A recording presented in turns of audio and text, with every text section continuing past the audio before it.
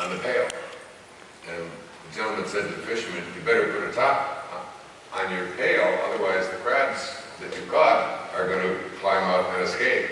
He said, no, that can never happen with crabs. And the man said to him, why? He said, because every time a crab tries to climb up the edge of the pail and get out, the other crabs that are in there reach up and pull them down. So it always happens, so you don't need to have a top.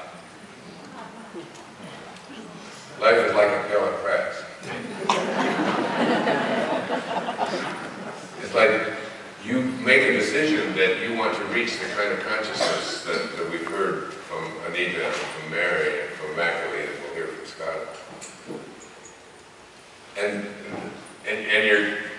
you're going for this. God realization is something that you want, and then you look around and there's all these people that Immaculate was talking about that are pulling you down, telling you you shouldn't forgive. You know, you have no right to forgive.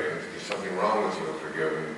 And it's like you want to climb up again, and there's another one that pulls you down. There's a family member, or there's this, or you read it on the news, and there's just like, there's this constant, you're trying to elevate yourself. As Ruby said, that when you are born, a ladder is placed before you to help you to escape from this world. And when you see the new PBS special, you'll see a series of ladders, because that's what I started with. There's a woman that wrote a book in Australia, Ronnie, I don't remember her last name. Ware. Ronnie Ware.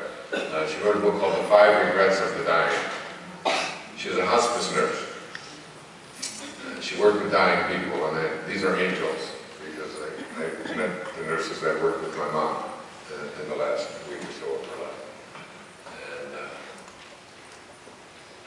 And so she started interviewing all these people who were in hospice, who were there to cross over. And she would just take notes on, she would ask them the question, do you have any regrets? And the number one regret